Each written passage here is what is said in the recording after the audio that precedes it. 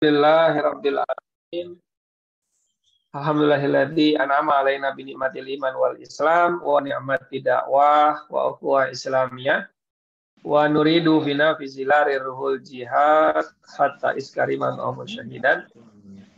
Asyhadu an la ilaha illallah wa asyhadu anna Muhammadan abduhu wa rasuluhu la nabiyya ba'dah. Alhamdulillah, puji syukur kehadirat Allah Subhanahu wa taala karena malam hari ini adalah pertemuan kedua dari Stroke Series, di mana program webinar Healthy Mastery Academy ya dengan tema Stroke Series ini ada 5 materi, 5 tema webinar, yang mana 5 tema webinar ini adalah materi-materi yang semua khusus kepada penanganan gejala stroke ya. Nah, seperti itu. Dan kegiatan webinar ini adalah serangkaian kegiatan menuju program training camp yang diselenggarakan tanggal 7 sampai 9 Juli 2023 bertempat di Agropark Pesantren Yatim Sukabumi. Semua materi yang ditampilkan disiarkan di webinar ini selama 5 sesi ini, itu akan ada kegiatan offline-nya di Sukabumi. Ya, jadi buat sahabat sehat yang mungkin ingin tahu ini materi tentang PTB ini apa gitu ya, PTB Syakuro ini apa gitu, seperti apa dan lain sebagainya, termasuk juga nanti ada bekam, ada diagnosa, ada akupuntur, ada herbal ya, ada skill konsultasi. Nah, beberapa materi-materi itu akan kita rutinkan ya, masih 3 materi lagi sampai tanggal 5 Juli. Ya, jadi sahabat sehat pastikan masuk ke dalam grup-grup WA yang ada di community Healthy Mastery ya. Nah, seperti itu. Alhamdulillah malam hari ini guru kita semua, sahabat saya Ustadz Dedi Syakuro adalah master trainer dari PTB Syakuro ya. Nah, alhamdulillah beliau sudah hadir malam hari ini di tengah-tengah kita ya, di mana beliau sudah sangat-sangat berpengalaman dalam dunia terapi ya, dalam dunia terapi khususnya yang beliau tekuni ya sampai dengan hari ini adalah pemijatan tulang belakang. Nah, kompetensi beliau adalah beliau sebagai di BRC Training Center di Bandung. Kemudian beliau juga mengikuti Intibah Sungai Petani Kedah Malaysia. Jadi beliau juga lulusan terapi ya dari luar negeri. Kemudian domisili beliau hari ini di Majalaya, Kabupaten Bandung. Nah, langsung saja kita sapa. Assalamualaikum Ustadz Dedi. Waalaikumsalam warahmatullahi wabarakatuh, Ustadz dan teman-teman sekalian. Bagaimana kabarnya? Ada yang jauh-jauh ya dari luar biasa Ustadz. Dari Kalimantan, dari mana lagi nih? Yang paling jauh dari mana ini? Ini banyak banget nih. Boleh dong kakak-kakak semua sahabat sehat menuliskan nama dan dari mana domisilinya. Iya, ini biar kita kenal semua. Masya Allah ya, udah 50 peserta ya. Oke, ini banyak banget. Ada Ibu Andi Fitri, ada Bu Anis, Pak Ardianto, Pak Nasrul Surabaya. Waduh, Masya Allah. Banyak nih Ustadz. Dari Sulawesi Selatan, Babel. Luar biasa nih. Ustadz Dedi. Lampung tuh, ada Bu Heni, Pak Daud Singkawang. Ustadz, malam hari ini kira-kira kita mau membahas apa nih Ustadz? Boleh dong kisi-kisinya Ustadz? Ya. Kita mulai aja ya Ustadz ya. Ya, boleh Ustadz. Tafadhol Ustadz. Ya, sampai jam berapa ini? Insya Allah Ustadz sampai jam 21 Ustadz. Jam 21 ya. Berarti sekitar 1 jam. Oke, bismillahirrahmanirrahim. Bismillahirrahmanirrahim. Assalamualaikum warahmatullahi wabarakatuh. Waalaikumsalam. warahmatullahi wabarakatuh. Alhamdulillahirabbil alamin wa bihi nasta'inu ala umuri dunya waddin. Wassalatu wassalamu ala sayyidina Muhammadin wa ala alihi wa ashabihi ajma'in. Amsayna wa amsal mulku lillahi walhamdulillah la ilaha illallah wahdahu la syarikalah lahul mulku wa lahul hamdu wa huwa ala kulli syai'in qadir. Qala Allah Ta'ala fi kitabihil karim, a'udzu billahi samiil alim minasyaitonir rajim. Fa'akim wajhaka lid-dini hanifa fitratallahi alladzi fataran nasa 'alaiha la tabdila li khalqillahi dzalika ad-dinul qayyim walakinna aktsarun nasi la ya'lamun. Teman-teman sekalian, alhamdulillah kita panjatkan syukur kepada Allah Subhanahu wa taala yang atas nikmat darinya kita bisa bertemu di dunia maya ya pada kesempatan malam hari ini, dan mudah-mudahan pertemuan kita malam ini di dunia maya ini berlanjut di dunia nyata ya. Insya Allah kita ketemu di training camp Herbalis Stroke Series ya, insya Allah tanggal 7 sampai 9 Juli. Semua yang hadir di sini mudah-mudahan bisa hadir semua nanti pada waktunya ya, sehingga kita dapat melanjutkan pembelajaran kita. Oke, salawat dan salam semoga senantiasa tercurah kepada junjungan kita Nabi besar Muhammad Shallallahu Alaihi Wasallam, keluarganya, sahabatnya, dan juga pengikutnya yang istiqomah sampai dengan yaumul qiyamah.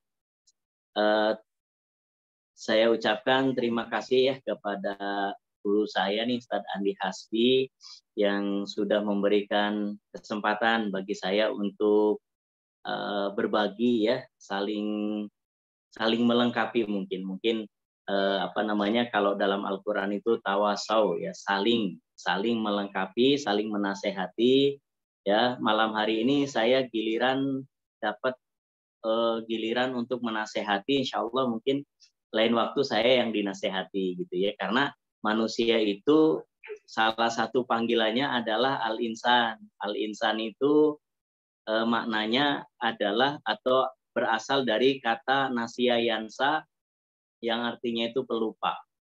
Nah, jadi kita ini adalah makhluk yang pelupa, sehingga kita suruh untuk terus ya saling mengingatkan.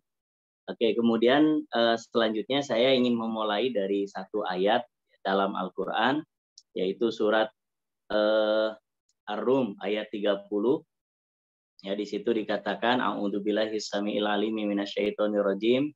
Fa'akim wajhaka lid-dini hanifa fitratallahi alladzi fataran nasa 'alaiha la tabdila li khalqillahi dzalika dinul qayyim walakinna aktsarun nasi la ya'lamun. Nah, jadi di dalam ayat itu kita diperintahkan untuk senantiasa istiqomah lurus di jalan Allah, yang karena itulah Allah menfitrahkan. Nah, ini kata kunci daripada setiap pelatihan kita ini sebenarnya adalah fitrah. Nah, fitrah itu apa sih gitu ya? Fitrah itu maknanya banyak sebenarnya. Kalau mau dibedah dari sisi etimologisnya itu ada 7 makna daripada kata fitrah ini. Tapi salah satunya itu adalah ada maknanya itu tawazun, atau kondisi di mana manusia itu dalam keadaan seimbang. Nah, kalau kita perluas lagi, ya itu kata fitrah atau kata tawazun atau seimbang itu adalah maknanya versi terbaik. Nah, kalau kita sebagai manusia itu kita akan dibentuk untuk menjadi versi terbaiknya gitu ya, daripada yang namanya manusia itu sendiri. Ya, jadi kita ini dibimbing untuk menjadi versi terbaik dengan performa terbaiknya. Nah, tetapi ayat ini juga diakhiri dengan kata apa? Walakinna aktsarun nasi la ya'lamun gitu ya. Sayangnya di situ. Nah, akan tetapi kebanyakan manusia itu nggak tahu gitu ya jalan untuk menuju menjadi versi terbaiknya gitu. Nah, akhirnya apa? Akhirnya terjerumus ke dalam berbagai versi-versi yang tidak diinginkan. Nah, salah satunya adalah terjadinya stroke.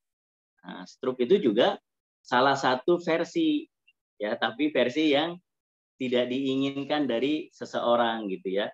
Karena apa?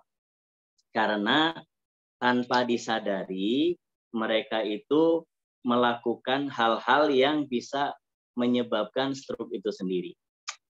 Ya, artinya kalau mereka tidak paham, ya nggak tahu jalannya ke sono gitu ya. Kalau orang tidak punya ilmu, karena ilmu itu diibaratkan oleh Imam Syafi'i itu apa? Al ilmu nurun gitu ya. Ilmu itu cahaya, ya. Wal jahlu dzulmatun dan kebodohan itu adalah kegelapan. Nah, ibaratnya orang berjalan dalam gelap sehingga dia tidak tahu ujungnya tuh mau nyampe kemana, gitu ya. Maka kita bersyukur nih pada malam hari ini difasilitasi oleh guru kita ya, Ustadz Andi Hasbi, untuk sama-sama kita itu mendapatkan cahaya ya, supaya kita berjalan ke tempat yang benar. Siapa itu tempat yang benar? Yaitu tadi menjadi versi terbaik dari diri kita. Nah, jangan sampai kitanya dulu nih, jangan ini ya apa namanya,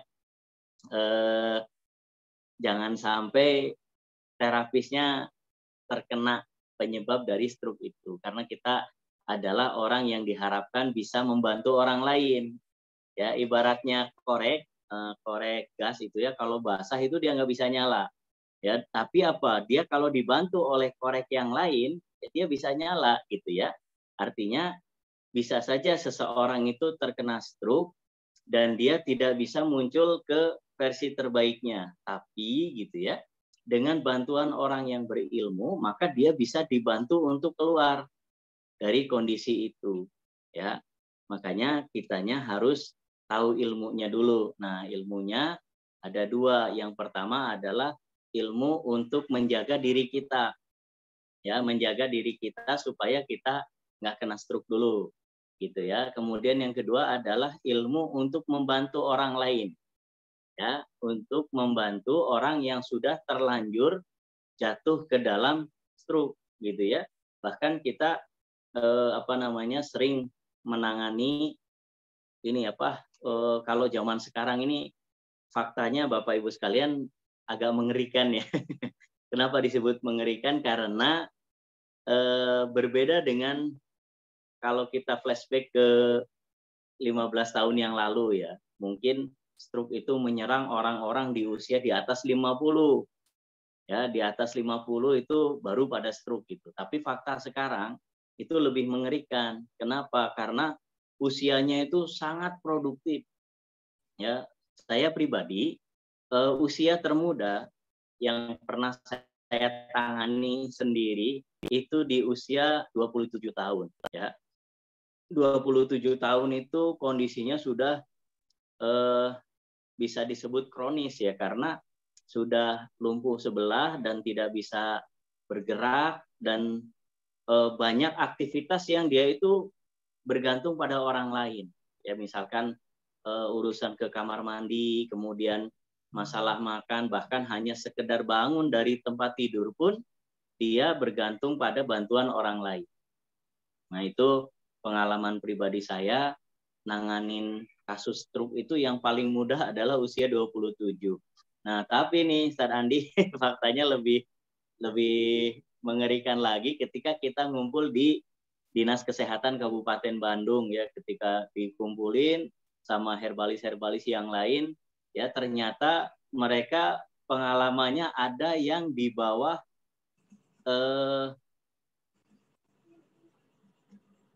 suara saya belum jelas ya. Sudah terdengar dengan jelas ya suara jelas, saya ya? Jelas Ustaz. Jelas Ustaz. Oh, jelas ya. Barusan ada yang ngasih tahu suaranya kurang jelas. Kayaknya belum dihidupin ininya iya. Speakernya. Iya. Oh iya. Apa lagi tuh Ustaz? Dilanjutkan ya. Nah, ternyata ketika kita berkumpul para terapis ya di Dinas Kesehatan Kabupaten Bandung itu, faktanya teman-teman sekalian itu sudah banyak yang menderita stroke di usia di bawah 20 malahan. Ya, di bawah 20 ada yang 15, ada yang 14 gitu ya. Kok masih di usia segitu sudah kena stroke gitu. Ini kita harus tahu dulu penyebabnya. Nah, sebenarnya penyebab yang paling umum itu ada satu kalau zaman sekarang itu. Apa? Mager. Malas gerak. Ya dikarenakan mungkin zaman sekarang itu banyak yang dulu itu harus dikejar, sekarang itu justru bisa datang sendiri. Contoh misalkan kalau kita mesen makanan ya, zaman dulu sebelum ada gadget itu kalau pengen makan ya kita harus keluar ya, paling nggak jalan kaki atau keluar lah ya, bergerak badan kita itu untuk mendapatkan makanan itu. Tapi di zaman sekarang tidak. Ya misalkan lagi nonton film pengen makan bakso gitu ya. Dia tinggal klik aja di Shopee Food atau GrabFood ya. Pengen makanan apa, nanti makanannya justru yang datang ke tempat kita. Nah, ini akan membuat porsi gerak kita dalam sehari itu jadi menurun ya. Jadi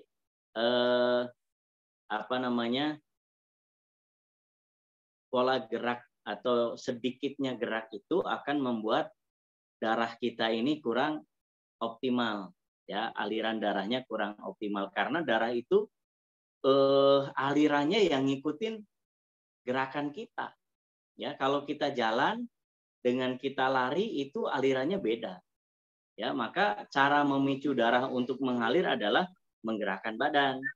Itu yang pertama. Kemudian yang kedua adalah pola makan ya. Pola makan ini sumbangsihnya sangat besar juga nih. Jadi kalau mau diurutan itu sebetulnya sama ya. Pola makan dengan pola gerak itu berebut tempat untuk menjadi peringkat nomor 1. Peringkat nomor 1 ya. Jadi pola makan kita itu harusnya ya itu ada pembagian atau ada pemetaan ya antara misalkan yang berpasangan itu asid basa ya, asam dan alkalinya itu harus seimbang ya. Kemudian antara mineral, vitamin dan juga kalorinya itu juga harus seimbang ya. Tapi faktanya adalah kita itu pola makannya adalah israf. Nah, israf itu apa?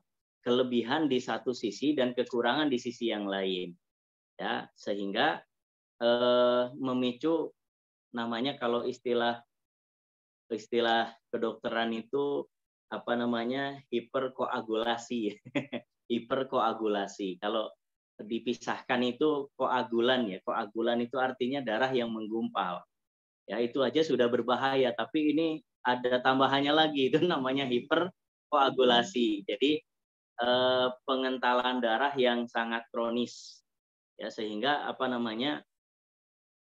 beberapa organnya itu menjadi susah digerakkan ya, atau misalkan terasa baal itu apa bahasa Indonesia itu, mati rasa ya, mati rasa. Jadi di ujung-ujungnya itu biasanya dari kaki dan juga tangan itu terasa kebas-kebas. Nah ini sebenarnya menjadi tanda ya, yang sayangnya tidak semua orang tahu gitu ya, bahwa ini adalah pertanda sudah mulai terjadi koagulan. Yang koagulan ini kalau dibiarkan akan menjadi hiper ya. Hiper itu mungkin kalau dipresentasikan dari 5.000 cc ya, rata-rata darahnya orang Indonesia itu 5.000 cc atau sekitar 5 literan lah ya, untuk berat badan antara 60-70 gitu ya. Itu 50%-nya mungkin itu sudah ngentel ya, 50%-nya sudah mengental. Nah sementara ukuran pembuluh darah kita itu kan 80%-nya itu ukuran venula atau arteriola ya, yang besarannya itu sama dengan molekul darah itu sendiri. Jadi lubang arteriola dan venula itu ukurannya ya sama dengan ukuran darah gitu. Kalau darah itu 8 mikron, maka lubangnya juga 8 mikron. Ya artinya gini, artinya untuk sehat itu mutlak darahnya harus encer. Ya, darah itu harus encer itu sifatnya mutlak karena memang pembuluh darah kita ya kalau kita urutkan ukuran-ukurannya ya karena memang Allah itu menciptakan makhluknya itu terukur, Pak. Ya, seperti yang dikatakan dalam surat Al-Furqan ya ayat yang kedua itu wa khalaqa kulla syai'in wa qaddarahu faqaddarahu taqdira. Dan dia menciptakan segala sesuatu itu dengan ukuran yang teliti gitu ya. Ya memang begitulah orang. Ya, apalagi Allah gitu ya. Orang aja kalau bikin sesuatu kan diukur ya. Misalkan kita pakai baju nih. Ini diukur apa tidak? Ya, panjangnya dari sini sekian senti, dari sini sekian senti, kemudian perjahitannya itu kan semuanya dalam keadaan yang sangat terukur ya dengan ukuran yang sangat teliti. Ya, tidak ada satu bagian pun yang tidak ada gunanya, semuanya ada gunanya ya. Itu baru manusia, apalagi Allah ya menciptakan segala sesuatu itu dengan ukuran yang sangat teliti. Nah, di antaranya adalah menciptakan darah dan juga pembuluh darahnya. Nah, teman-teman sekalian, kalau kita kembali kepada Al-Quran, itu ada dua kaidah ya yang kita mesti pahami ya karena manusia itu ciptaan Allah ya. Jadi yang paling ngerti bagaimana untuk memicu manusia menjadi makhluk dengan versi terbaiknya ya yang bikin kan gitu ya. Nah, ibaratnya motor Honda itu yang paling bisa membuat motornya itu muncul di performa terbaiknya ya pembuatnya itu sendiri. Makanya kita sering mengembalikan kepada Al-Quran sebagai nisbat. Nah, nisbat itu apa? Nisbat itu penyandaran atau pengembalian ya. Karena memang semua ilmu pengobatan itu ada semua ilmu pengobatan itu ada filosofi akidahnya. Bentar, ini kok ada yang bilang nggak ada suaranya ya, padahal ini sudah diaktifkan. Ini apa kurang keras ini ya? Sebentar. Ini volumenya juga sudah full, tapi ada peserta yang tidak bisa mendengar suara aman, saya. Ustaz? Sudah aman, apa? Ustaz? Aman, jelas aman, banget kok. Nah, itu karena belum dikonekin aja audionya di peserta itu. Belum connect audio. Lanjut aja Ustaz, nggak apa-apa. Oke. Nah, jadi semua ilmu pengobatan itu mempunyai filosofi akidah semuanya. Ya tidak ada yang tidak gitu ya. Kalau simbolnya aja sudah kelihatan yin dan yang itu dinisbatkan kepada dewa-dewa mereka ya. Kemudian pengobatan Ayurveda yang dari India itu juga punya filosofi untuk dinisbatkan atau disandarkan kepada apa yang mereka sembah. Karena manusia itu memiliki good spot namanya ya. Wa ma khalaqtul insa wal jinna illa liya'budun. Tidaklah kami ciptakan jin dan manusia itu kecuali untuk beribadah karena itulah manusia itu punya naluri beribadah. Dan ibadahnya itu akan muncul di versi terkuatnya adalah ketika sakit. Ya, ketika sakit itu betul-betul manusia itu memerlukan bantuan di luar kemampuan dirinya. Ya, manusia itu merasa dirinya sudah mentok gitu ya. Makanya orang yang sakit itu sangat kuat akidahnya. Ya, atau sangat mudah didoktrin dengan akidah tertentu. Nah, kemudian pengobatan alopati atau kedokteran modern itu juga membawa filosofi akidah juga atau keyakinan ya. Kalau kita lihat itu kan simbolnya simbol ular ya. Teman-teman sekalian suka lihat kan kalau di apotek itu ada simbol ular yang melingkari cangkir atau piala itu ya. Nah, itu ada filosofi akidahnya sebenarnya. Cuman ada yang tahu, ada juga yang belum tahu gitu ya. Nah, itu kan ular itu kan dewa ya sebetulnya kalau kita lihat sejarahnya itu kan dewa Aesculapius namanya ya, dewa kesembuhan yang disembah oleh kaum masyarakat Yunani karena memang pengobatan modern itu ada pengkiblatan bahasanya itu dengan bahasa Yunani ya, makanya ya kalau dari sisi bahasa etimologi sih nggak masalah ya, yang jadi masalah itu adalah ketika nisbatnya sudah ngikutin yang bukan dari Islam. Nah, ini yang jadi masalah dan ini harus harus menjadi pembahasan utama. Nah, makanya kita harus senantiasa mengaitkannya dengan Al-Qur'an. Tapi di sisi lain, kita juga tidak boleh cocok logi gitu ya. Tidak boleh cocok logi, oh dicocok-cocokin, tidak. Nah, supaya kita tidak cocok logi, kita harus tahu kaidah usul fikih. Ya, usul fikih itu adalah rambu-rambu kita untuk memahami Al-Qur'an. Ya, contohnya sih usul fikih itu yang paling gampang itu diantaranya itu apa, huruf-huruf Al-Qur'an itu ada Bismillah, itu ada titiknya, ada kasrohnya, ada tasjid dan lain sebagainya. Itu juga kaidah usul fikih. Karena kalau kita mau baca tulisan Arab yang asli, itu banyak huruf yang sama persis, tapi cara bacanya beda. Ya, buat mereka orang Arab itu tidak masalah, tapi buat kita orang non Arab itu bingung, Pak. Contoh ya, kita orang Indonesia ini satu contoh aja.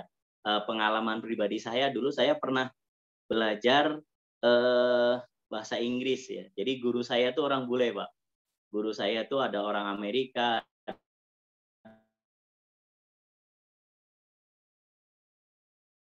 sama orang Inggris gitu ya. Nah, itu tulisan bahasa Indonesia yang di dalamnya itu ada huruf E, mereka tuh bingung, Pak. Misal ya, yang pernah ditunjukin ke saya waktu saya jalan-jalan sama guru saya itu kan di dekat Simpang 5 banyak tenda-tenda yang jualan makanan tuh malam hari ya.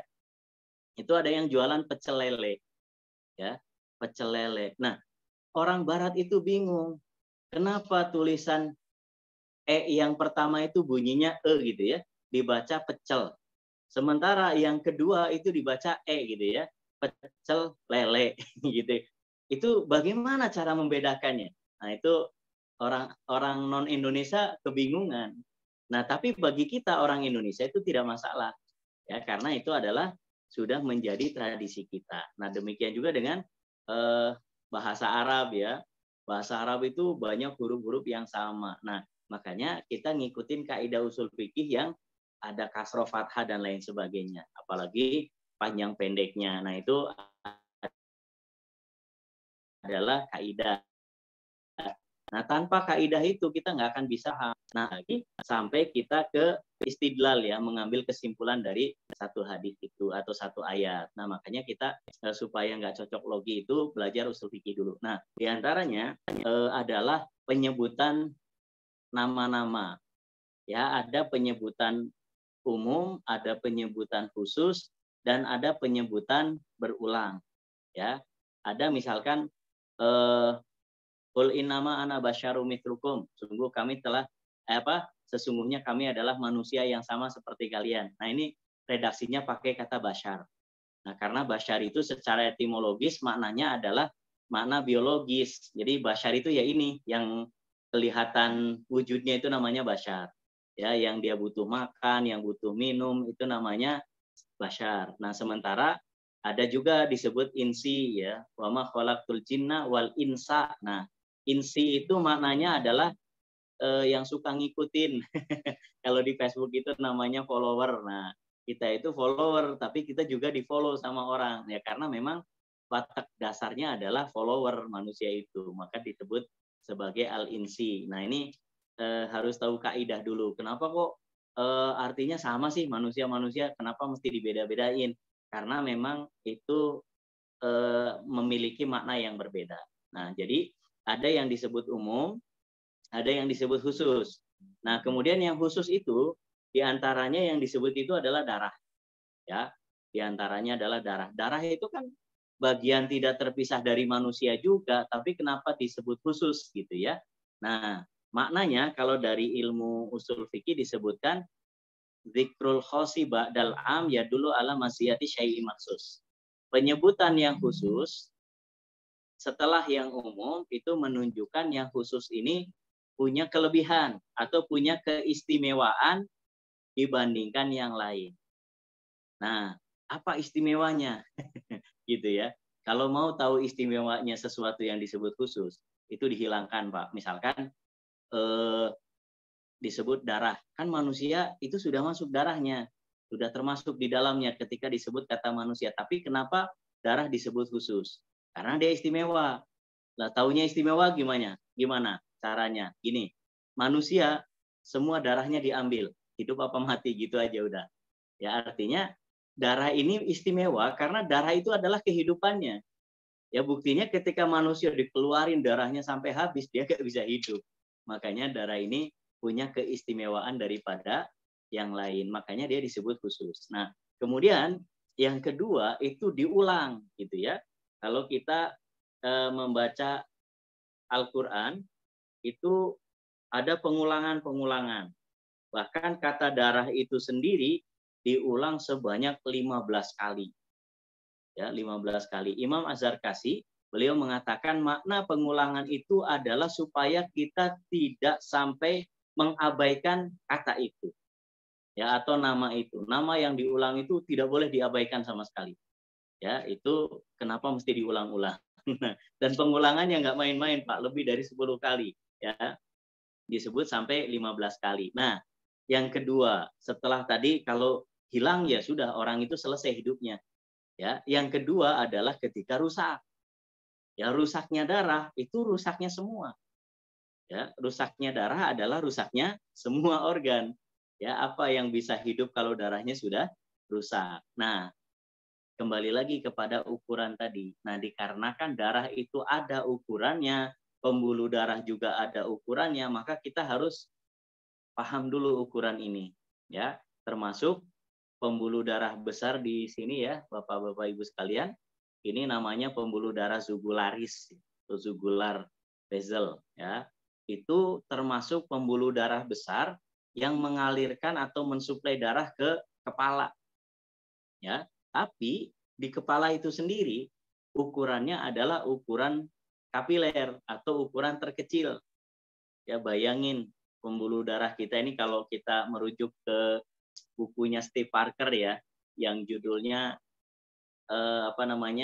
Ensiklopedi Anatomi Tubuh Manusia, itu diperkirakan, Pak, panjangnya adalah 120.000 kilometer. Panjangnya segitu. Nah, dan 80%-nya itu ukurannya adalah arteriola, venula atau kapiler. Bahasa kitanya kapiler ya, yang paling umum. Itu sama besar dengan molekul darah itu sendiri.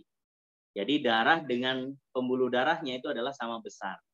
Artinya darah ini harus tertib, baris satu-satu dalam keadaan berdiri yang tertib, baru dia bisa sampai ke tempat tujuan gitu ya. Nah, dan yang termasuk rumit, termasuk banyak, termasuk panjang dan jauh adalah kepala. Ya. Makanya kita suruh kalau sujud itu, Pak, suruh dilama-lamain. Kenapa? Karena ketika sujud itulah satu-satunya waktu di mana kepala kita lebih rendah dari jantung. Ya, jantung kan di sini, kepala di sini. Berarti setiap saatnya itu darah itu dipompanya ke atas. Nah, ke atas itu kan melawan gravitasi. Ya, itu berat gitu ya. Bagi jantung itu kepala itu salah satu destinasi terberat bagi jantung. Makanya kita disuruh banyak bersujud supaya kepala kita ini posisinya lebih rendah dari jantung sehingga jantung itu pompa darahnya lebih ringan gitu. Makanya kalau sholat itu sujudnya dilamain gitu. Nah itu tadi penyebab pengentalan darahnya itu adalah salah satunya, atau yang keduanya itu adalah pola makan. Ya, di mana pola makan yang salah itu kalau menurut kaidah ulama. Jadi ini mohon maaf, ini selama ini beberapa teman menyebutnya sebagai hadis, ya, tapi bukan. Ya, ini bukan hadis tapi nasihat. Ya, nasihat para ulama tentang pola makan, yaitu apa? Pola makan yang jelek atau disebut israf dalam bahasa Al-Qur'an atau berlebihan. Ya, itu disebutkan wa inna minas sarafi an ta'kula kullamastahzaita. Ya, dan disebut berlebihan itu adalah ketika seseorang yang kalau makan yang di pikiran itu adalah soal rasa saja. Ya, soal rasa saja, tidak berpikir tentang kebutuhan. Jadi jam segini yang bagus itu mineral, vitamin, atau lemak, atau karbo, atau kalori. Kita nggak mikir ke situ. Yang penting apa nih yang enak dirasakan oleh lidah gitu ya. Nah, sehingga seringkali kita itu apa? Memanjakan lidah, menzolimi lambung, dan memberatkan darah. Ya, darahnya jadi kental karena yaitu Yang penting seleranya terpenuhi gitu ya, tanpa memikirkan kebutuhan. Nah ini saya sudah makan asam berapa banyak nih hari ini, kita nggak mikir ke situ. Nggak peduli itu asam, nggak peduli itu alkali, yang penting kita senang kita makan. Nah itu namanya pola makan yang berlebih. Ya, sehingga Imam Ibnu Katsir rahimahullah taala dalam tafsirnya itu dalam ayat kulu wasrobu wala tusrifu, ya makan dan minumlah dan jangan berlebihan. Nah beliau mentafsirkan ayat ini sudah 50% sehat. Ya, ketika kita itu pola makannya benar, kita tuh 50% itu sudah aman gitu ya. 50% yang lainnya, nah baru yang lain tadi termasuk diantaranya adalah gerak ya. Nah tapi beberapa orang yang mengabaikan tanda-tanda yang muncul di tubuhnya sendiri ya, karena Allah itu lengkap sekali Pak untuk membimbing hambanya menjadi versi terbaiknya, itu lengkap. Di antaranya apa? Dikasih tanda dan disuruh untuk memperhatikan tanda. Wa fil ardi ayatul lil mukminin wa fi anfusikum afala tubsirun gitu ya. Nah, di muka bumi ini banyak tanda-tanda termasuk di tubuh kita sendiri. Ya, afala tubsirun, dan ini redaksinya adalah teguran. Ya, kenapa tidak diperhatikan? Jadi lebih tinggi levelnya daripada sekedar fi'lul amr atau sekedar perintah ya. Tapi ini sudah teguran. Kita ditegur untuk memperhatikan tanda-tanda yang muncul di tubuh kita. Nah, di antaranya adalah tanda-tanda ketika darah kita ini sudah mulai mengental. Nah, atau kalau dalam bahasa medisnya itu tadi hiperkoagulasi ya, atau menumpuknya koagulan. Koagulan itu sendiri, kalau saya pernah belajar tentang darah, itu adalah pengentalan darah level ketiga. Ya, pengentalan darah level ketiga. Mungkin kalau posisinya di permukaan itu masih bisa diambil dengan bekam, ya masih bisa. Tapi kalau posisinya lebih dalam lagi, itu mesti dibantu. Nah, inilah kenapa Ustadz Andi Hasbi ini memasukkan PTB ya sebagai pelengkap daripada bekam, karena bekam itu mengambil darah kental yang ada di permukaan, itu bisa diambil oleh bekam. Tetapi darah-darah mengental yang posisinya lebih dalam lagi, jadi kalau di ilmu bekam nanti ya, karena saya juga dulunya penguji di PBI dulunya sempat jadi penguji, jadi insya Allah tahu ya. Nah itu kan kulit itu ada 3 ya, ini sedikit kita ke bekam ya, karena nanti juga akan nyambung ya. Itu kan ada epidermis, dermis, dan hipodermis ya. Jadi pembuluh darah tertepi ya, paling tepi itu ada di epidermis ya, di kulit, lapisan kulit terluar, dan itu ketebalannya hanya 5 mikron. Nah, 1 mikron itu berapa sih? 1 mikron itu setara dengan 1 meter dibagi 1 juta atau 1/1.000.000 meter. Nah, itu ya saya sendiri belum tahu gimananya ya, cuman kata dokter Yeni yang dulu pernah saya belajar sama beliau, itu kalau mau tahu yang disebut 1 mikron itu seperti sehelai rambut dibagi 10. Nah, lebih gampangnya begitu ya. Jadi kita ambil rambut dibelah-belah sampai 10 kali. Ya nanti hasilnya segimana kita juga nggak tahu ya. Padahal rambut juga sudah sekecil itu ya.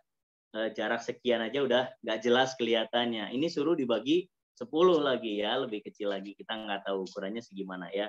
Nah, itu adalah pembuluh darah terbanyak dan terpanjang di dalam tubuh kita, yang menurut tadi ya Steve Parker itu jumlahnya sampai 80%, Pak. Ya, sampai 80% dari total pembuluh darah kita yang ada di tubuh kita. Jadi 20 yang bisa kita lihat nih, oh ini pembuluh darah vena bisa kelihatan ya, atau apalagi yang bisa kita rasakan denyutnya itu ya di bawah 10%, panjangnya cuma segitu ya. Misalkan pembuluh darah besar yang sering kita totok nih, kalau di PTB nanti metode membantu orang yang stroke itu dengan PTB gimana caranya? Itu ditotok di pembuluh darah besarnya. Dan pembuluh darah besar itu kan yang paling mudah dideteksi itu ada 4 kan. Ya, aorta yang ada di sini.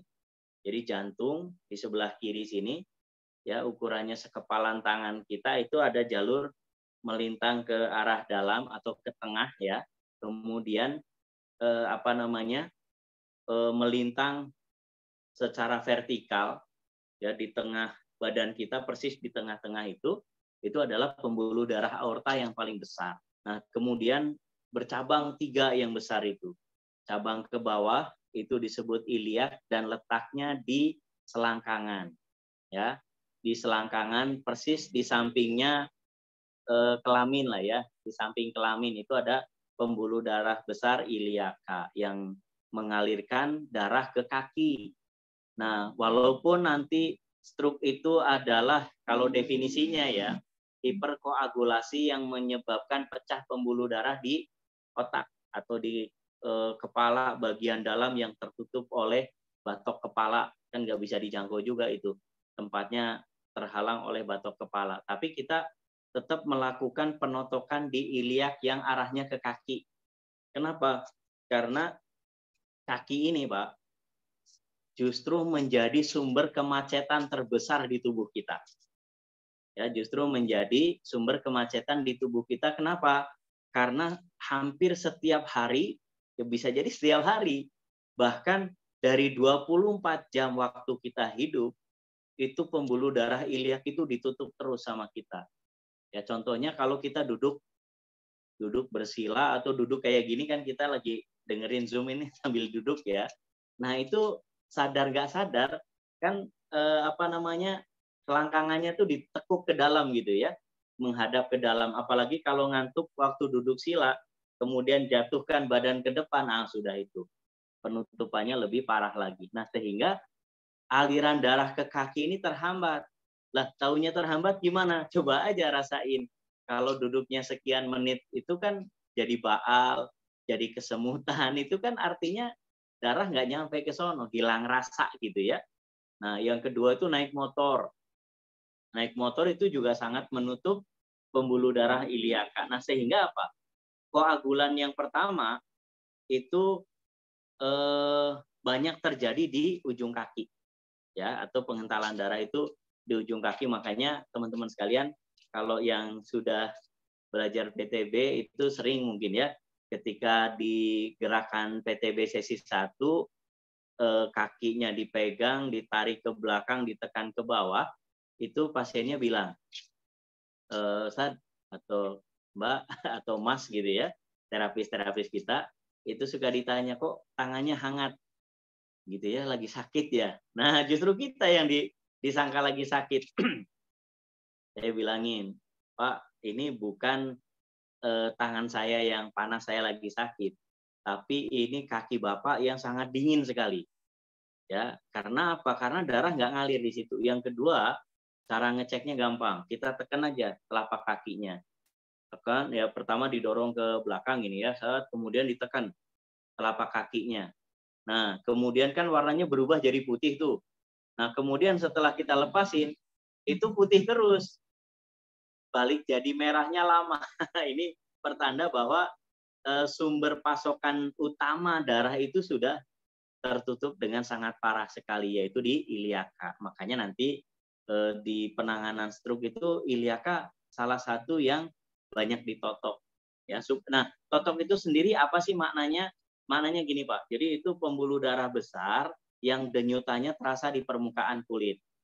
Ya, itu ada 4 tempat sebetulnya, di leher, di ketiak, selangkangan, sama di pergelangan tangan. Itu bisa dirasakan ya. Nah, kemudian itu ditekan pakai tangan, ya. Itu konsepnya seperti kita kalau mau buka pintu, ternyata ada yang nahan di sebelah balik pintu itu. Nah, otomatis sama kita kan didorong kuat-kuat tuh. Nah, ketika kita lagi dorong kuat-kuat, sama yang nahan itu dilepasin. Nah, apa yang terjadi? Terus gitu ya, pintunya terbuka sangat lebar, plus orangnya ikut terdorong masuk ke dalam. Nah, jadi pembuluh darah besar itu ketika ditotok maka akan menghasilkan perlawanan dari jantung. Ya, makanya kita mendefinisikan atau mempetakan pembuluh darah ini yang besar itu menjadi dua kategori atau dua macam ya. Kategori yang pertama itu kita menyebutnya sebagai nadi udang. Kenapa disebut nadi udang? Karena nadinya sembunyi, Pak. Bu, ya, jadi nggak dicari itu nggak ketemu kayak udang aja. Udang itu kan suka sembunyi di balik batu. Kita suka nyebutnya gitu ya. Ada udang di balik batu. Nah, kita tekan. Nah, tekanan kita ini akan direspon oleh jantung. Ya, taunya gimana? Denyutannya akan semakin kuat, semakin durasinya itu semakin cepat dan seperti naik ke permukaan. Ya, sehingga tangan kita itu bisa merasakan denyutannya lebih keras dan lebih banyak. Ya, saya menyebutnya sebagai nadi kuda. Jadi nadi udang kita tekan sampai menjadi nadi kuda. Ya, itu kita tekan di iliakanya supaya apa? Kalau bahasa kita tuh ngegewor gitu ya. Ngegewor. Nah, sehingga sumbatan-sumbatan di tempat yang lebih kecil ya kaseblok gitu ya atau apa sih namanya?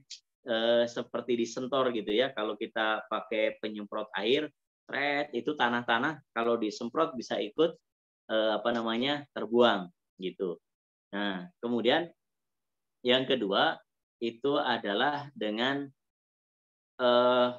penekanan atau pemijatan yang agak kencang mirip refleksi atau mirip shiatsu ya, mirip shiatsu.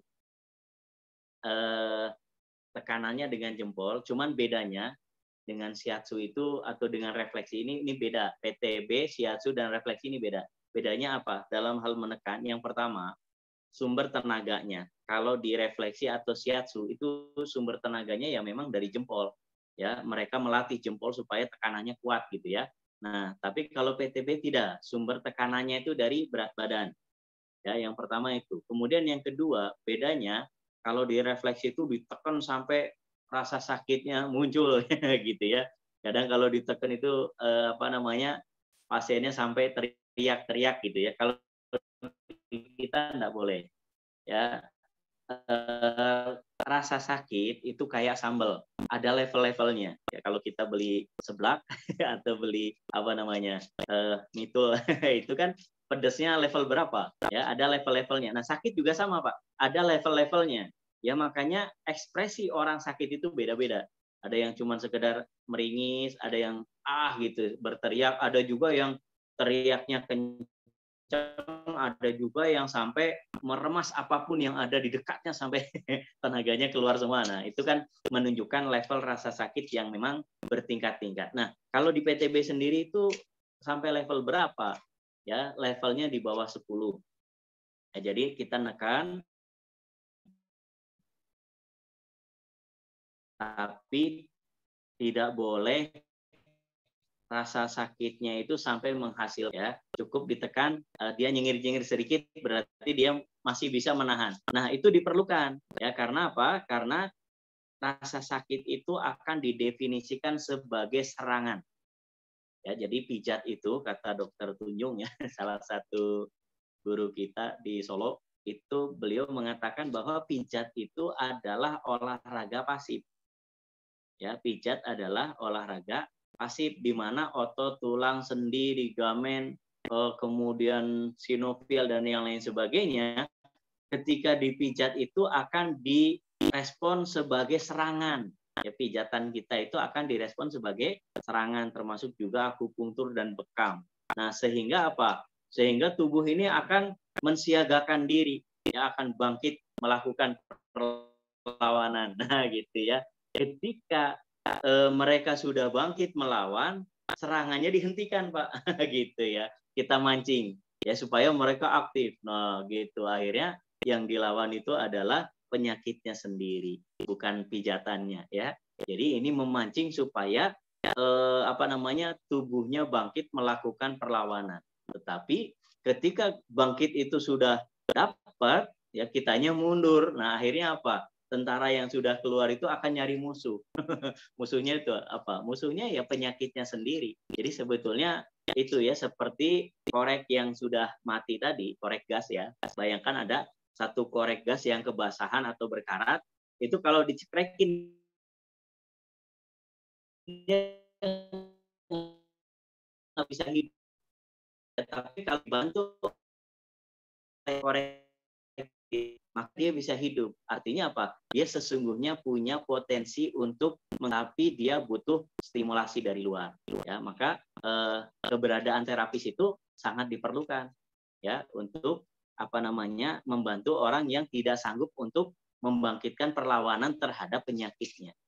Nah, kemudian yang keempatnya, bahwa di kulit kita ini faktanya ada namanya bases ya Pak ya. Mungkin ada sebagian dari kita yang baru dengar bases itu apa sih gitu ya. Sebenarnya bases itu sama dengan meridian.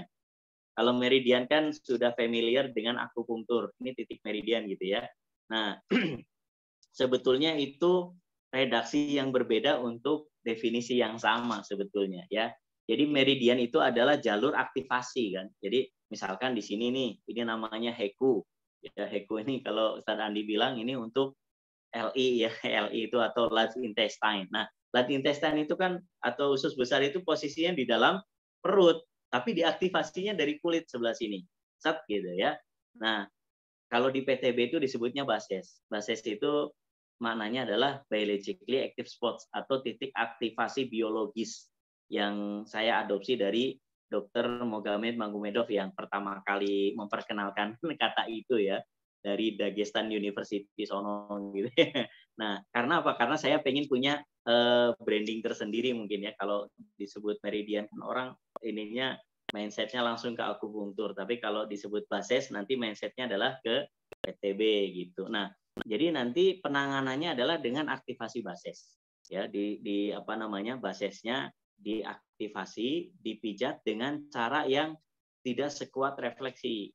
Ya, selain penotokan tadi. Nah, kemudian juga ada pelenturan rom, mengembalikan rom. Jadi PTB itu salah satunya adalah memperbaiki rom. Nah, orang yang stroke itu adalah orang yang romnya turunnya jauh banget. Nah, rom itu apa sih? Rom itu singkatan dari range of movement. Range itu jangkauan maksimal. Ya. Jadi kalau kita sering nonton film perang gitu, kalau orang mau memanah nggak jadi, kenapa? Out of the range gitu ya, di luar jangkauan gitu ya. Nah, kita juga sama, ada istilahnya itu range of movement yang maknanya adalah jangkauan maksimal gerak. Nah, kayak misalkan ini kan tangan bisa sampai sini, ini adalah ROM. Atau jangkauan maksimalnya memang harus segini, tapi ada orang yang ROM-nya sudah turun, cuman bisa segini. Nah, termasuk di dalamnya itu adalah orang yang menderita stroke. Ya, ROM-nya turun sangat jauh sekali. Nah, selain dilakukan penotokan, kemudian dilakukan aktivasi bases, juga dilakukan stimulasi terhadap ROM.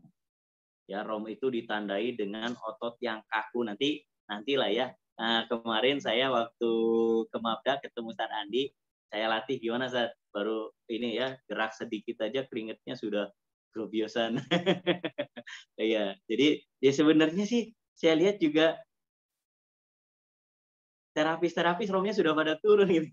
Nanti kita cek lah di sono ya, kita cek. Nanti siapa ROM-nya sudah turun, nah dia itu sebetulnya sudah berpotensi untuk kena stroke juga gitu ya. Nanti sebelum kita nanganin orang, kita nanganin diri sendiri dulu ya, karena banyak itu ketika kita lakukan latihan-latihan gerakan tertentu itu sudah kok nggak bisa Ustaz, nggak bisa nyampe tangan saya gitu ya, misalkan ke sini aja nggak bisa nyampe, atau tarik dengan cara tertentu ya, misalnya kayak gini, tangannya suruh megang gini tuh udah nggak nyampe, apalagi suruh megang jempolnya sendiri dengan posisi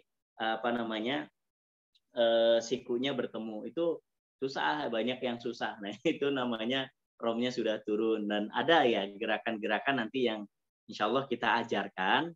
Yang pertama bisa mendeteksi ROM kita sendiri, yang kedua itu mengembalikannya, yang ketiga itu adalah melancarkan aliran darah di tempat yang ROM-nya nutup itu. Nah, kemudian baru nanti kita belajar bagaimana nanganin orang lain. Dan alhamdulillah bersyukur sekali saya nanti bersinergi dengan guru-guru kita ya, ada Ustadz Rihari Fajaryadi ya. Insya Allah hadir nanti ya Ustaz ya. Nah itu akan berkolaborasi antara Bekam dengan PTB nanti juga yang kemarin itu dari sisi psikologinya ya. Karena psikologi juga penting Bapak Ibu sekalian, karena psikologi yang tidak termanage dengan baik itu akan membuat kita seharian kebanjiran hormon kortisol. Nah, kortisol itu adalah hormon cemas atau hormon marah gitu ya. Hormon yang sebetulnya hormon itu baik. Hormon kortisol itu baik ya, meskipun dia sifatnya mengasamkan darah atau menyempitkan pembuluh darah, tapi dia tetap baik. Kenapa? Karena Allah sudah ukur ya, kortisol itu ada ada siklusnya. Jadi kayak huruf N, tahu huruf N ya?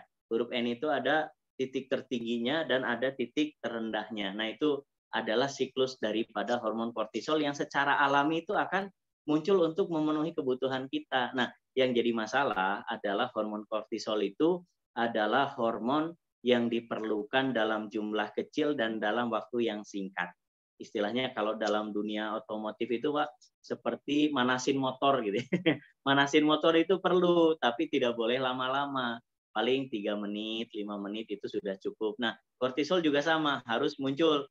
Nah, tetapi ketika kita terlalu marah, terlalu emosi itu dari pagi sampai sore kortisol terus yang naik, dan itu juga bisa mengentalkan darah. Nah, jadi kita banyak sisi ya, dari sisi romnya, dari sisi pembuluh darahnya, dari sisi psikologi, dan dari sisi detoksifikasinya. Mungkin itu untuk kisi-kisi belum semuanya kita sampaikan karena ya memang belum waktunya, ini baru kisi-kisinya supaya Ustaz Andi ini bikin program itu nggak kayak kucing dalam karung gitu ya. Nanti kita mau belajar apa sih?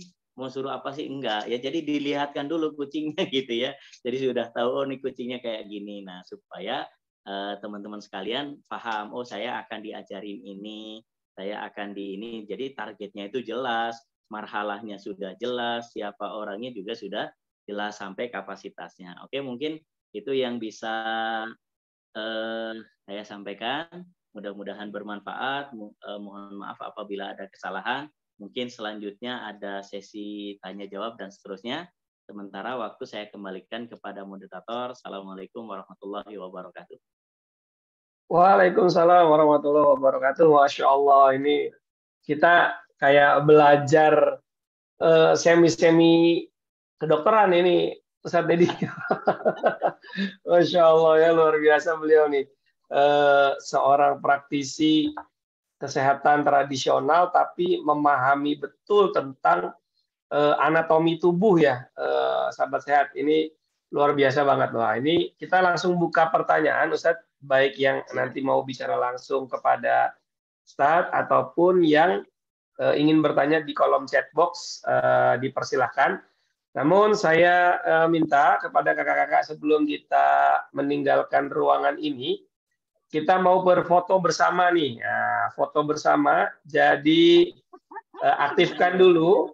Ya, aktifkan dulu videonya, kita foto bareng. Wah, Ustadz Amrul, Masya Allah ya. Waduh, sama mujahidnya nih, Ustadz. Masya Allah. Dari Aceh ya. Masya Allah. Siap, oke, diaktifkan mic-nya ya, mic-nya lagi ya. Videonya ada 130, Masya Allah, ini cukup banyak ya. Oke, siap. Kita foto dulu di halaman pertama. 3, 2, 1. Oke, halaman kedua. Siap, Masya Allah. Ayo aktifkan ya kameranya. Oke, 3, 2, 1. Oke, halaman ketiga. Masya Allah, ini banyak banget ya. Oke, halaman keempat. 3, 2, 1. Halaman kelima. Oke, halaman terakhir. Masya Allah, ini banyak banget. Alhamdulillah ya. Saya pribadi Ustadz Dedi merasa bersyukur sekali ketika Zoom kita ini banyak yang hadir gitu. Artinya mudah-mudahan kebermanfaatan ini bisa lebih luas. Baik, untuk penanya pertama, Ibu Andi Fitri. Ibu Andi Fitri ini sudah raise hand. Silakan Bu Andi. Assalamualaikum. Waalaikumsalam warahmatullahi Ustadz. Ya, Bu Andi. Ada yang ingin ditanyakan, Bu Andi? Ya, berhubungan dengan penjelasan Ustadz tadi masalah stroke di usia 28 tahun. Ya, 27 ya. Ya. Oke. Bu Andi dari mana? Dari Sulawesi Selatan. Oh, Sulawesi Selatan. Masya Allah. Siap. Lanjut, Ya. Ibu. Ya, syukran. Kami punya teman, Ustadz sudah 3 tahun stroke, kemudian sebelumnya kepalanya itu ada penggumpalan darah, entah di otak kecilnya atau pokoknya sekitar kepala itu. Kemudian awalnya itu hanya karena ari-arinya tidak keluar ketika lahiran sempurna, makanya sebelum operasi kan hamil ceritanya tumor setelah tidak bersih itu Ustaz, setelah melahirkan kan. Kemudian sebelum operasi tumornya dia terserang stroke. Jadi setelah ditangani sekarang udah stroke-nya itu udah agak mendingan, dari tangan hanya bergerak 3 jari, sekarang sudah duduk. Namun pertanyaan kami itu ya di titik ketika ditotok itu tadi di pembuluh darah iliaka dengan di dekat aorta itu lamanya berapa lama Ustadz? Oh iya. Ya. Jadi penotokan itu bisa dilakukan dalam hitungan detik ya. Jadi kalau kita tekan dalam hitungan antara 7 sampai 15 detik itu sudah cukup untuk memicu denyut jantung yang lebih kuat. Nah, kemudian dilepas, ya biasanya ini ketika proses penotokan itu akan muncul sensasi rasa dingin di ujung kaki. Karena memang darah itu alirannya kita hambat gitu ya. Tujuannya tadi untuk memicu supaya jantung berdenyut lebih kuat. Nah, kemudian setelah proses penotokan itu dirasa cukup dengan ditandai munculnya denyut nadi yang lebih kuat dengan durasi denyutan yang lebih cepat, itu kita lepas. Nah, kemudian darah akan mengalir deras ke kaki, ya. Itu sebetulnya untuk mengurai kemacetan sebetulnya ya, karena kemacetan itu salah satu penyebab hiperkoagulasi atau tingginya koagulan di dalam tubuh manusia. Nah, jadi dibuka selama 15 detik, tapi bisa diulang berkali-kali. Ya, bisa diulang sampai 3 kali atau bahkan 7 kali pun tidak masalah. Ya, jadi penekanannya hanya dalam hitungan detik saja. Nah, kemudian yang kedua itu adalah penotokan di pembuluh darah aksilar, ya, atau axillary vessel itu letaknya di ketiak, ya, ketiak bagian tengah sih sebetulnya ya. Artinya penotokan itu bisa dilakukan dari sisi depan atau dari sisi belakang, ya, dilakukan penotokan di situ juga sama, ya, sampai denyutan pembuluhnya itu lebih kuat, dorongan dari jantungnya sudah kuat, kemudian kita lepas dan bisa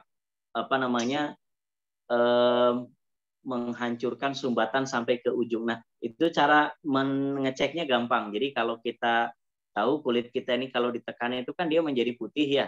Nah, kalau warna putihnya itu lama untuk kembali, artinya aliran darah ke arah situ tuh lambat.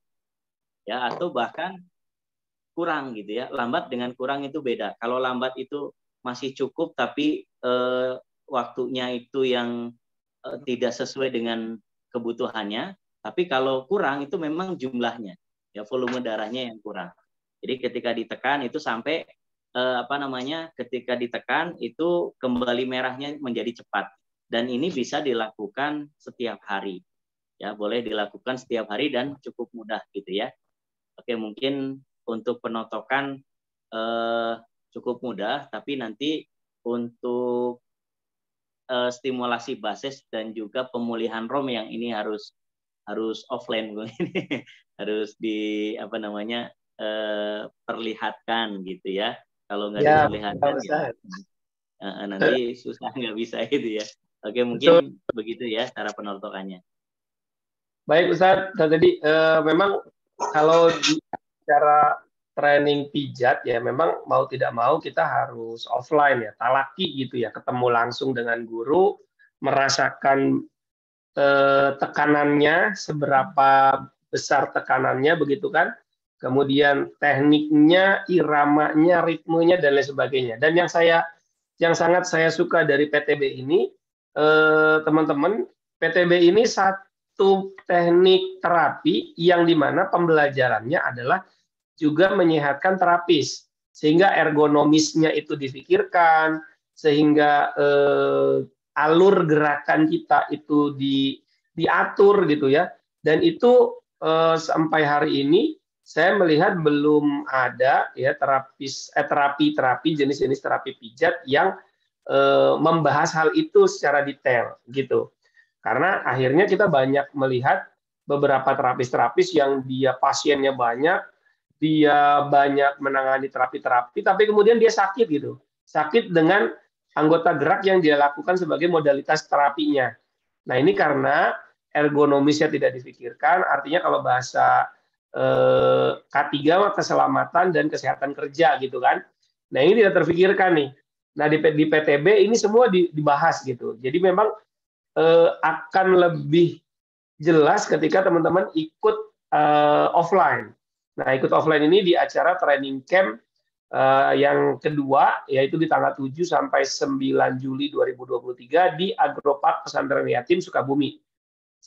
Ya, nanti Anda bisa daftar ke orang-orang yang mengirimkan link Zoom malam hari ini. Ya, gitu. Kalau misalnya yang di grup teman-teman PTB, langsung daftar ke Ustadz Dedi. Ya, nanti agar nanti didata sama beliau, ingin ikut training camp ini seperti apa dan lain sebagainya nanti akan diarahkan, ataupun dari teman-teman yang lain yang mendapatkan link dari teman-teman marketing ya, seperti itu.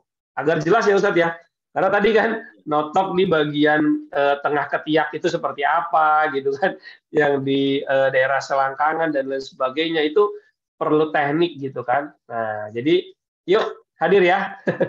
Oke Ustadz, pertanyaan kedua nih. Pertanyaan kedua ini dari Mas Rizky. Nah, ini Mas Rizky. Izin bertanya Ustadz, banyak statement bahwa tubuh kita itu bisa menyembuhkan dirinya sendiri dari penyakit. Lalu apakah darah yang kental itu bisa encer atau normal dengan sendirinya? Organ apa yang berperan dalam menetralisir darah kental tersebut dan bagaimana cara kerjanya? Waduh, ini sebenarnya pertanyaan medis banget ini ya. Ini bicara anatomi tubuh, bicara patofisiologis. Oke, Ustaz. Ini silakan Ustaz dijawab ya. Ya benar. Jadi sebenarnya yang menyembuhkan penyakit adalah tubuh kita sendiri. Ya, jadi tugasnya terapis itu sifatnya menstimulasi atau merangsang, ya, sehingga muncul kekuatan di dalam tubuhnya itu untuk bangkit ya, seperti tadi ya, aktivasi bases. Nah, sekarang kita mengerucut pada kasus pengentalan darah. Jadi sebetulnya ujung dari semua masalah itu adalah darah, ya. Ujung dari semua penyakit itu adalah darah, baik itu karena gini, darah itu tempat pertemuan antara ruh dan jasad, ya. Darah itu tempat bertemunya antara ruh dan jasad. Karena orang itu jasadnya tidak akan hidup kalau darahnya dikeluarin semua. Kenapa kok kalau darah dikeluarin semua orangnya mati? Karena di dalam darah itu ada ruh, gitu ya. Tapi darah itu sendiri adalah satu bentuk fisik, sesuatu yang bukan ruh. Dia adalah makhluk yang zohir, gitu ya. Tapi disitulah tempat bersemayamnya ruh manusia. Maka baik itu pemicunya dari sisi fisik ya, terutama dari makanan, atau dari sisi psikis, dari sisi pikiran atau spiritualitas ibadah, itu juga bisa mengentalkan darah. Ya, jadi ujung dari semua permasalahan itu nanti bermuara di darah. Ya, jadi kalau kita polanya baik, disiplin, maka darahnya akan menjadi encer, ya. Kalau polanya buruk maka darahnya akan menjadi mengental, gitu ya, baik itu dari sisi lahir ataupun dari sisi batin. Nah, kemudian yang kedua, apakah kemudian tubuh itu mampu mengencerkan darahnya sendiri? Betul, ya, tubuh itu akan mampu mengencerkan darahnya sendiri asalkan distimulasi. Nah, stimulasi yang paling bagus itu adalah gerak. Ya, gerak itu akan membuat darah itu mengalir, ya, atau denyut jantung akan meningkat. Ya, coba kita boleh cek di pembuluh darah kita ketika kita duduk, kemudian setelah acara ini kita jalan, ya, pasti dia akan meningkat denyutannya. Nah, itu akan membantu pengenceran darah. Kemudian yang kedua adalah dengan dipanaskan. Dipanaskan itu dari sisi luar kepada orang yang sindromnya sangat dingin, ya. Sindromnya sangat dingin. Kalau di dunia akupunktur itu dikenal namanya moksibasi atau pemanasan, gitu ya. Ditusuk dengan jarum, kemudian jarumnya dibakar atau dibekam, tapi metodenya dengan api. Nah, itu adalah sifatnya moksibasi yang tujuannya adalah mengencerkan darah. Kemudian yang ketiga, organ apa sih yang tugasnya ngurusin darah, gitu ya. Ngurusin darah itu kan ada 3 yang paling banyak ini ya, paling banyak perannya. Yang pertama adalah liver, yang keduanya adalah limfa, dan yang ketiganya adalah kalau di dunia akupunktur itu suka disebut sebagai triple hitter. Triple hitter itu pemanas, ya. Ada 3 pembangkit panas di dalam tubuh kita. Nah, jadi liver ini kan yang ini ya, mensortir darah, gitu. Jadi racun-racun yang ada di dalam darah itu akan selalu dijaga kebersihannya oleh liver, ya. Dan liver ini dibantu atau kolaborasinya dengan ginjal. Nah, kemudian limfa ini kan yang akan menjadi tempat terseleksinya, gitu ya, kualitas darah. Kemudian triple hitter itu adalah pemanas, dan yang kalau dilihat secara fisiologis, triple hitter itu sebetulnya adalah kelenjar adrenal, atau dalam bahasa Malaysianya itu anak ginjal, ya. Jadi ginjal itu punya anak. Nah, itu yang akan distimulasi kalau dari sisi basesnya atau dari sisi herbaloginya. Jadi nanti herbal yang diberikan kepada orang yang stroke itu adalah herbal-herbal yang unsurnya api. Ya, api itu yang panas, ya, beraroma, supaya apa? Dia mengencerkan darah. Nah, karena permasalahan utamanya itu ada 2. Yang pertama darah yang mengental, yang kedua itu adalah pembuluh darah yang pecah di area otak. Jadi intinya 2. Nah, saya pribadi secara pengalaman pribadi itu belum sampai sembuh total, itu belum, ya. Tapi perbaikan, ya, yang dari duduk, kemudian yang dari tidur bisa duduk, bisa jalan, tapi jalannya tidak sesempurna orang yang sehat, gitu ya. Itu pernah, ya. Pernah kita tangani yang tadinya jalannya susah itu menjadi bisa jalan meskipun tidak sebaik jalannya orang normal. Kemudian yang tadinya tidak bisa jongkok untuk keperluan ke belakang itu jadi bisa, gitu ya. Meskipun kondisi umumnya itu tidak seperti kalau orang Sunda bilang itu jak-jak waringkas, ya. Itu kita belum ada yang sampai ke situ, tapi insya Allah kondisi itu pun sudah sangat membantu, ya. Karena yang biasanya itu, mohon maaf, itu walaupun mereka usianya sudah dewasa tapi masih pakai pampers. Pakai pampers itu kan tidak nyaman, ya. Karena ada kotoran yang ditampung, tidak dibuang, gitu ya. Nah, tapi setelah di terapi PTB dan digabungkan dengan terapi yang lain, pampersnya bisa lepas dan bisa mengurus dirinya sendiri untuk urusan ke belakang, meskipun dari sisi cara jalan, dari sisi tenaga kekuatannya itu belum sempurna pulih seperti sedia kala, itu belum, ya. Tapi ada perkembangan itu, alhamdulillah. Mungkin kalau dipresentasikan itu mencapai antara 25 ke 35% perbaikan, ya, atau ada juga yang mencapai 50%. Ya, jadi seperti itu. Jadi kalau dibilang organnya apa, ya yang paling utama itu 3, limpa, liver, dan juga triple heater. Nah, tapi menstimulasi yang lain itu juga diperlukan. Jadi sebetulnya ini multi terapi ya mestinya ya, apa namanya, untuk penanganan stroke, karena di PTB sendiri itu kan ada gerakan ideal dan gerakan relatif. Maksudnya ideal itu adalah ketika orang bisa dipijat dengan jangkauan ROM maksimalnya. Itu disebutnya gerakan-gerakan yang ideal ya, bisa ditekuk segini, bisa sampai segini, itu idealnya segitu. Tapi dalam prakteknya kita harus relatif ya, mengikuti kemampuan pasien, jangan mengikuti kemauan terapis. Nah, ini karena apa namanya, menurunnya ROM itu bertahap dan mengembalikannya juga secara bertahap. Dan alhamdulillah dari waktu ke waktu, asalkan disiplin ya, termin waktunya makin dekat makin bagus. Ya, artinya jangan terlalu lama udah dipijat, pertemuan pertama, pertemuan keduanya sebulan kemudian itu ya terlalu jauh, karena terapi dengan stadium itu seperti berkejaran Pak sebetulnya. Kalau orang itu sudah jatuh sakit, maka tidak ada cara lain bagi beliau kecuali harus disiplin. Ya, kenapa? Karena stadium penyakitnya itu dari hari ke hari itu meningkat. Karena apa? Karena pencetusnya itu dia lakukan setiap hari. Nah, sementara terapinya tidak dilakukan setiap hari. Maka ya alhamdulillah ya, dengan adanya terapi apa namanya, bantuan itu bisa membuat dia tertahan stadiumnya atau bahkan berbalik. Yang tadinya stadiumnya bertambah bisa berhenti, bahkan berbalik menjadi berkurang ya. Tapi kembali lagi kepada pasien itu harus punya tekad untuk berdisiplin, karena untuk apa di terapi kalau polanya masih mencetuskan penyakit itu kan gitu ya.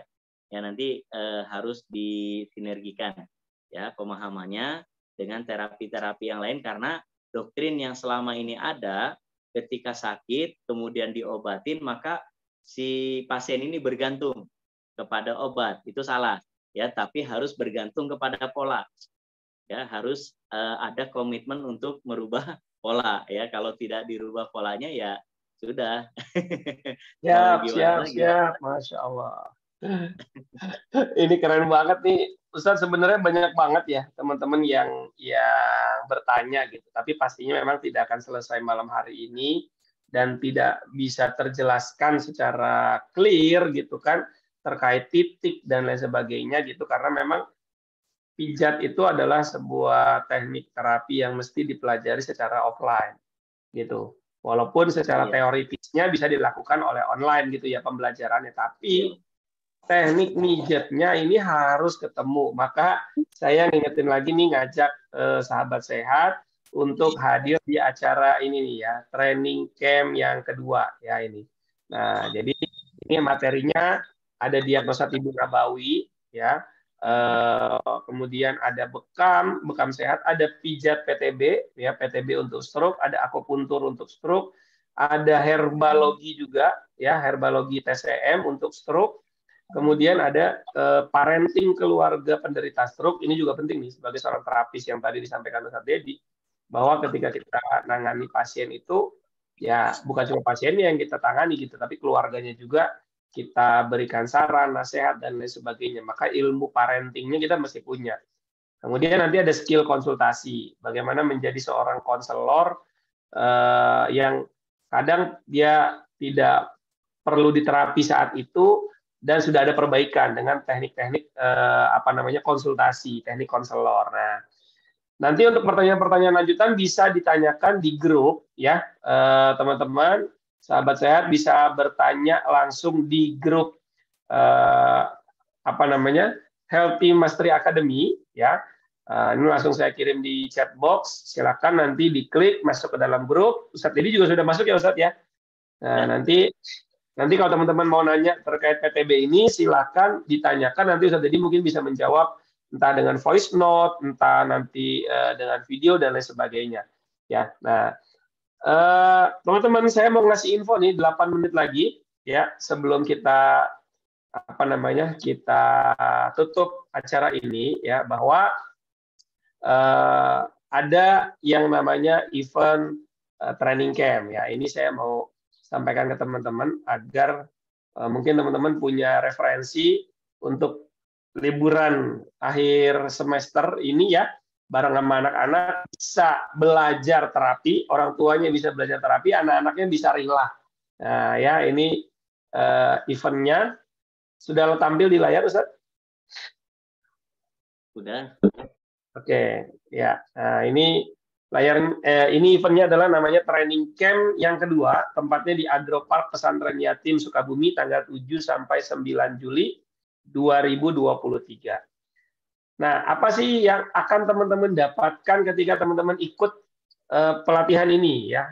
Jadi ada sebuah apa namanya keputusan yang akan diambil teman-teman kalau teman-teman mendapatkan apa. Nah, ini yang pertama, teman-teman akan mendapatkan mudah memahami diagnosa tentang stroke sehingga dapat tepat pula tindakan dan obatnya. Jadi kalau kita bicara diagnosa itu rumit dan lain sebagainya, maka insya Allah nanti akan disederhanakan ya mengenai teknik diagnosanya sehingga kita dapat dengan mudah menentukan tindakan dan obatnya.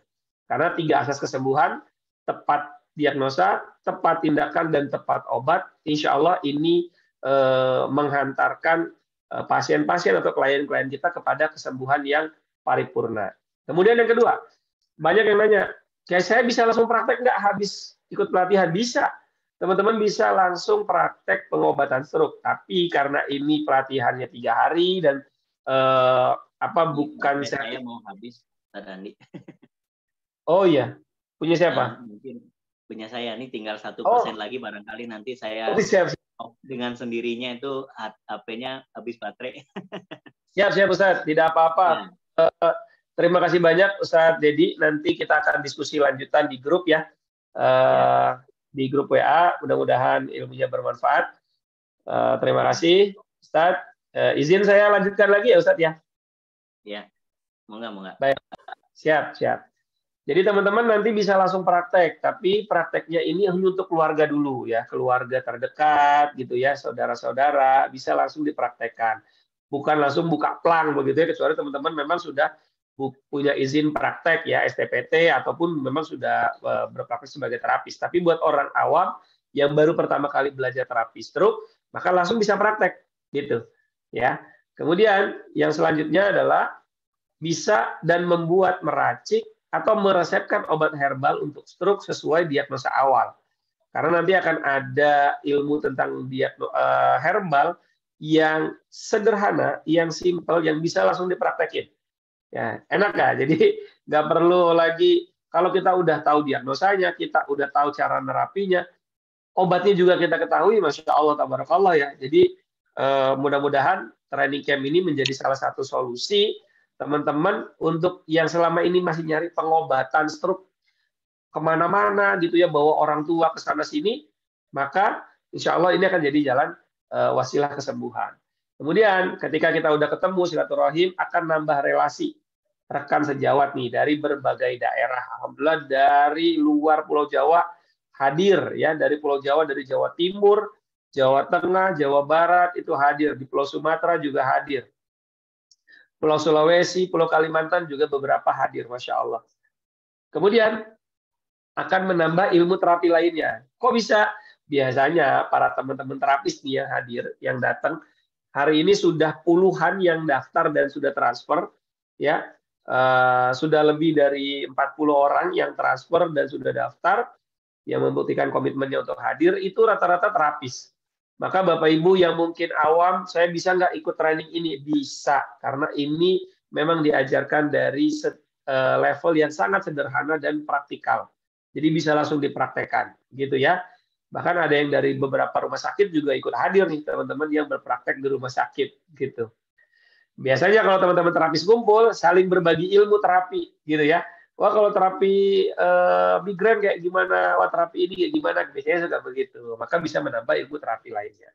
Kemudian yang tidak kalah penting, akan ada wisata keluarga. Jadi karena ini di Agropark, ada tempat wisata yang ramah anak, ya, dan tentunya bebas dari asap rokok, sehingga buat ayah bunda, sahabat-sahabat yang punya anak liburan, ya udah ajak aja anaknya ke sini, ikut di dalam area ini, insya Allah nanti akan ada tempat ya buat anak-anak bermain yang aman.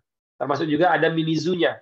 Ya, ada mini zoo-nya, ada kereta, ada berkuda, ada panahan, ada ATV dan lain-lain. Nah, seperti ini sahabat sehat, lokasinya di Agropark Pesantren Yatim. Ini kita lihat.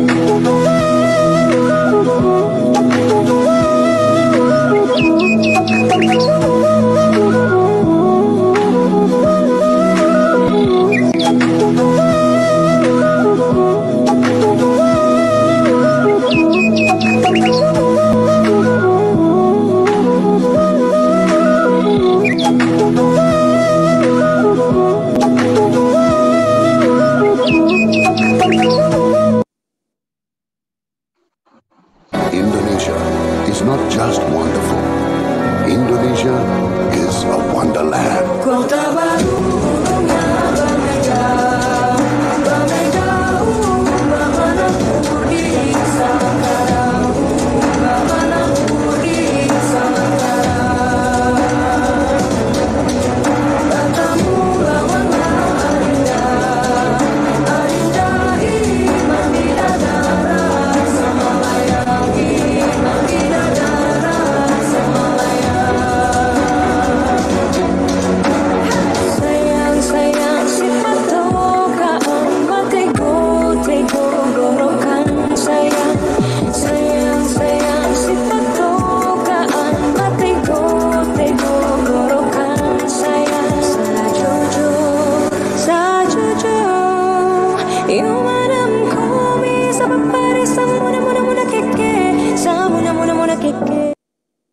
Oke, itu tadi lokasi wisatanya dan ini pematerinya. Ya, salah satunya yang pertama adalah Bunda Erlik. Beliau adalah progressive parenting partner dan penulis buku Inner Journey with Allah. Beliau yang akan nanti membagikan materi tentang parenting penderita keluarga penderita stroke, ya seperti itu. Kemudian yang kedua, ya ini ada Pak Trihari, ya Pak Trihari. Beliau adalah founder Bekam Sehat dan penggiat Tibun Nabawi. Beliau yang nanti akan membagikan keilmuan tentang diagnosa Tibun Nabawi, di mana diagnosa Tibun Nabawi ini salah satu teknik diagnosa yang cukup hari ini sangat cukup mudah dipahami, ya, sehingga dalam menentukan tindakan terapinya, obat herbalnya, makanannya itu bahkan tabiatnya gitu ya, itu sangat mudah dipelajari. Kemudian yang ketiga ada Ustadz Dedi yang malam hari ini mengisi kegiatan kita. Ya, beliau juga nanti akan hadir membawakan materi tentang PTB untuk stroke. Ya. Lalu kemudian yang keempat ada SJT Nopian, ya, Bang Nopian. Beliau adalah herbalis TCM expert dan trainer nasional totok punggung. Nah, kabarnya malam hari ini banyak nih alumni-alumni dari kelas akupunturnya beliau yang hadir ya di Zoom ini. Nah, nanti bisa ikut langsung ketemu lagi offline kepada Bang Nopian. Beliau nanti akan membahas tentang herbal-herbal yang dari TCM, tapi dengan dengan cara yang sederhana dan simpel, ya. Jadi tidak perlu rumit-rumit nanti. Nah, seperti itu. Lalu kemudian yang selanjutnya, yang terakhir saya ya nanti akan membawakan materi tentang skill konsultasi, bagaimana menjadi seorang konselor yang dirindukan dan menyembuhkan. Nah, teman-teman semua, fasilitasnya apa sih yang didapatkan teman-teman? Yang pertama, camping menggunakan tenda, full fasilitas. Ada tenda, ada sleeping bag, ada matras, ya. Kemudian yang kedua, dapat makan dan snack selama acara. Kemudian teman-teman dapat buku. Nah, bukunya seperti ini, buku Sembuh Bahagia, ya. Di buku ini salah satu kitab pengobatan juga, ya. Ini isinya ada 64 jenis penyakit yang dimana sudah ada titik terapinya, teknik terapinya, dan juga resep herbalnya. Ya, kemudian ada 5 jenis diagnosa dan 5 jenis terapi ya yang dibahas di dalam buku Sembuh Bahagia. Dan dia teman-teman dapat ini secara gratis. Kemudian ada goodie bag dari sponsor, lalu ada PDF materi, ada berkuda ya teman-teman, berkuda, kemudian panahan, dapat voucher lagi dari e-course ya. kemudian ada produk herbal. Nah, semua ini kalau di total 1,5 juta. Ternyata ketika ditambahkan dengan biaya training, yang kalau kita ikut training PTB sendiri, training bekam sendiri, training diagnosa sendiri, training herbal sendiri, training akupuntur sendiri, training parenting sendiri, wah itu biayanya udah cukup mahal, hampir 10 juta lebih ya untuk 7 materi tadi. Nah, untuk malam hari ini teman-teman cukup membayar hanya 1 juta saja. Tapi ini harga promo hanya sampai tanggal 30 Juni ya. Hanya sampai tanggal 30 Juni. So pastikan teman-teman mendaftar ya langsung ke orang yang mengundang Anda ya ke dalam link Zoom ini boleh, ataupun langsung hubungi admin di 081317880001 ya. Ini Kang Nur ya. Nah, ini saya langsung kirim di chat box ya. Oke. Saya lanjut lagi sedikit lagi teman-teman. Nah, spesial bonusnya buat teman-teman yang malam hari ini hadir dan mengikuti sampai akhir event ini, ada 20 peserta tercepat yang mendaftar dan transfer malam hari ini. Ya. Teman-teman akan mendapatkan ini, gratis 158 video e-course terapi eksklusif dari 18 tema. Ya, di mana ini nilainya 1.182.000. Karena satu training ini, satu tema ini biaya e-course-nya ya, teman-teman beli e-course ini 99.000.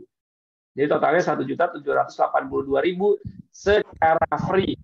Nah, bagaimana buat saya yang misalnya nggak ada nih total uang 1 juta di ATM, minimal DP dulu teman-teman, bisa DP 300.000 ya untuk untuk ikut ini ya, nanti akan dapat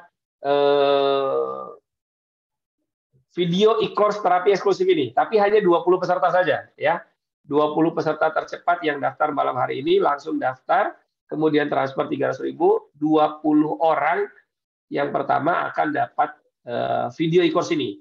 Dapatnya setelah teman-teman bayar lunas ya. Karena ini videonya mahal sekali. Teman-teman bisa mendapatkan ini setelah teman-teman bayar lunas 1 juta. Kapan terakhir bayar lunas 1 jutanya? Tanggal 30 ya. Tanggal 30 Juni teman-teman melunasi itu, baru teman-teman akan dikirimkan video e-course-nya. Seperti itu ya, nanti akan dikirim lewat WhatsApp, nggak usah khawatir. Ini semua sudah masuk dalam YouTube eksklusif, YouTube private, sehingga tidak memberatkan memori HP teman-teman semua. Nah, gitu ya. Oke, segera hubungi Kang Nur di 0813-1788-0001. Daftar dan transfer sekarang juga. Nah, ini ada pertanyaan nih, kalau bawa keluarga bagaimana? Nah, untuk keluarga yang tidak ikut training, cukup biayanya 350.000 per orang untuk 2 malam ya, menginap 2 malam, dapat makan ya selama 3 hari 2 malam, 350.000 per orang. Jadi misalnya ibu ngajak suami dan anak-anak, nah suami dan anak-anak ini nggak ikut training, ya udah nggak apa-apa gitu ya. Biayanya 350.000 per orang. Nah, gitu ya. Oke. Di atas tanggal 30 Juni teman-teman akan jadi harga normal 1.500.000. Ya, akan jadi harga normal 1.500.000. So, pastikan teman-teman manfaatin event ini dengan baik, ya, kesempatannya dengan baik, sehingga kita bisa ketemu bareng bersama Ustadz Dedi, bersama dengan para trainer-trainer lainnya yang sudah expert, bisa konsul langsung, bahkan kadang bisa juga terapi langsung nih sama beliau, merasakan bagaimana sensasinya diterapi oleh para guru-guru. Oke, alhamdulillah ini sudah ada beberapa orang yang ikut, masya Allah ya, yang daftar. Oke, sabar, nggak apa-apa. Siap-siap teman-teman ya, nanti akan diinfokan. Terima kasih, itu saja yang bisa saya sampaikan. Mudah-mudahan kita ketemu lagi di tanggal 30 Juni. Jangan lupa, tanggal 30 Juni akan ada materi dari Bang Nopian tentang bagaimana mengobati stroke dengan pendekatan herbal TCM. Ya, nah nanti yang ingin tahu seperti apa materinya, silakan nanti ikut tanggal 30 Juni di webinar ini juga. pastikan tidak keluar dari WA group ya, di masing-masing WA group Anda karena akan dikirimkan linknya di sana. Terima kasih. Saya Andi Hasbi, kurang lebihnya mohon maaf. Walafuminkum. Assalamualaikum warahmatullahi wabarakatuh. Waalaikumsalam warahmatullahi wabarakatuh. Pak Daud sehat. Khair. Sama-sama.